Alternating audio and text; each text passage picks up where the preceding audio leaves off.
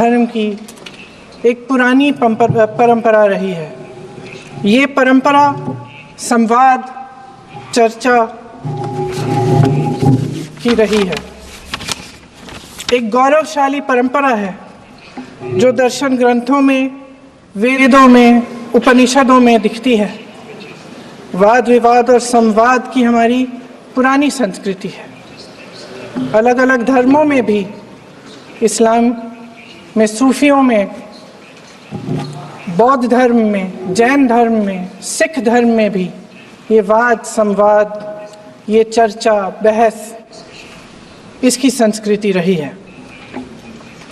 इसी परंपरा से उभरा हमारा स्वतंत्रता संग्राम। हमारा स्वतंत्रता संग्राम विश्व में एक अनोखा संग्राम था, एक अनोखी लड़ाई थी जो अहिंसा और सत्य पर आधारित थी। ये वाद संवाद की जो परंपरा है, इसको इस संग्राम ने आगे कैसे बढ़ाया? क्योंकि ये जो संग्राम था, ये जो लड़ाई थी हमारी आज़ादी के लिए, एक बेहद लोकतांत्रिक लड़ाई थी। इसमें देश के किसान, देश के जवान, देश के मजदूर, देश के अधिवक्ता, देश के बुद्धिजीवी, चाहे किसी भी जाति के हों, चाहे किसी भी धर्म के हों, चाहे किसी भी भाषा को बोलते हों, सब इस स्वतंत्रता संग्राम में शामिल हुए। सब ने हमारे देश की आज़ादी की लड़ाई लड़ी।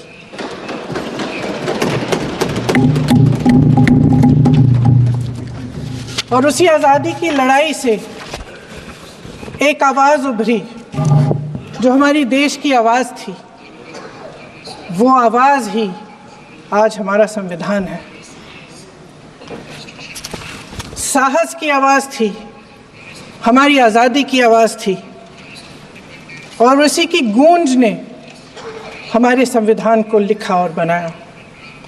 ये सिर्फ एक दस्तावेज नहीं है। बाबा साहेब अम्बेडकर,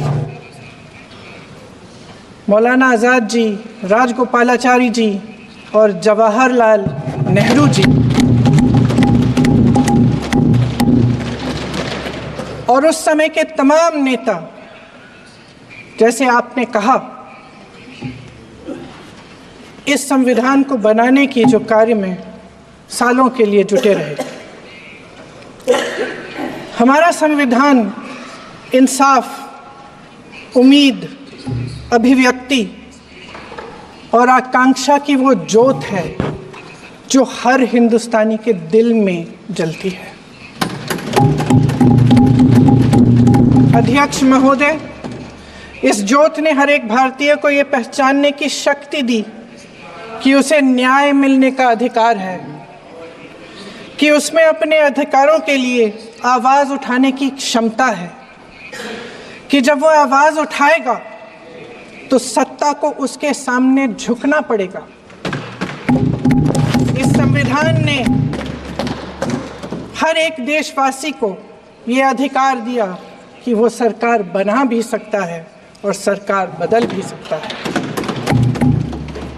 ये ज्योत जो हर हिंदुस्तानी के दिल में जलती है, उसने हर हिंदुस्तानी को ये विश्वास दिया कि देश की संपत्ति में, देश की दौलत में, संसाधनों में उसका भी हिस्सा है, कि उसे एक सुरक्षित भविष्य की उम्मीद का अधिकार है, कि देश बनाने में भी उसकी भागीदारी है।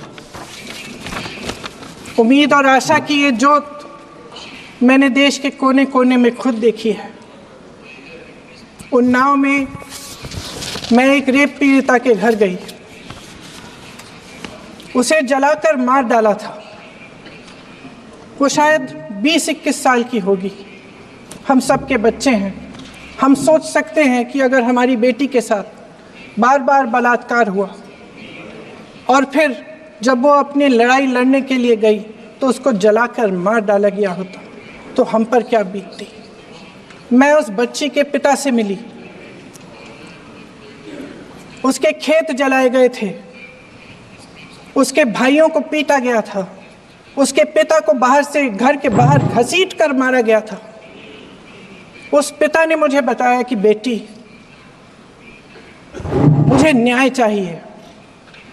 मेरी बेटी अपने एफआईआर को दर्ज करने के लिए जब ज़िले में गई तो उसको मना किया गया, अगले ज़िले में जाना पड़ा उसे।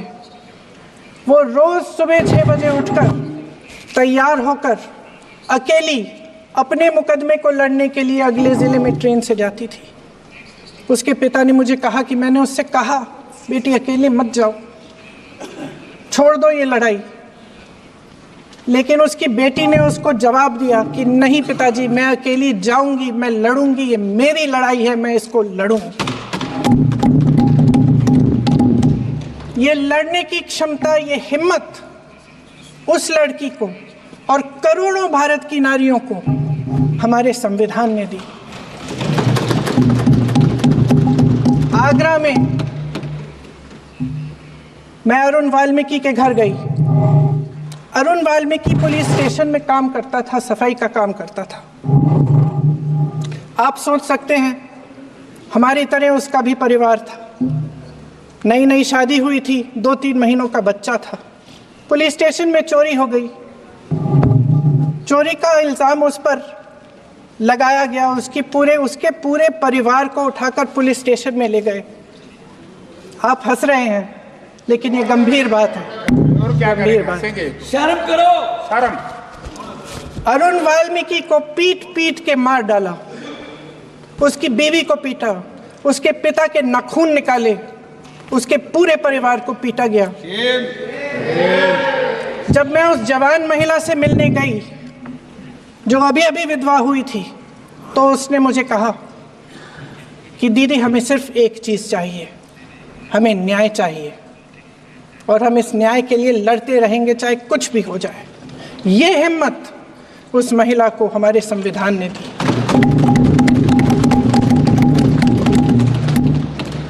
संभल के कुछ लोग आए थे हमसे मिलने, जो मृतकों के परिवार के सदस्य थे। उसमें 2 बच्चे थे, अदनान और उजैर। अब सुनिए, उसमें 2 बच्चे थे, अदनान और उजैर। एक बच्चा मेरे बच्चे की उम्र का है, दूसरा उससे छोटा 17 साल का है। दर्जी के बेटे थे। दर्जी का एक ही सपना था कि वो अपने बेटों को पढ़ाएगा, लिखाएगा। एक बेटा डॉक्टर बनेगा, एक बेटा भी सफल होगा दूसरा बेटा भी अपने जीवन में सफल होगा। उनके पिताजी हर रोज उनको स्कूल छोड़ते थे। उस दिन भी स्कूल छोड़ने के बाद अपनी दुकान में चले गए। उन्हें पता नहीं था कि विवाद हो रहा है। उन्होंने भीड़ देखी, घर आने की कोशिश की तो पुलिस ने गोली से मार डाला। वो 17 साल का बच्चा अदनान मुझसे कहता है,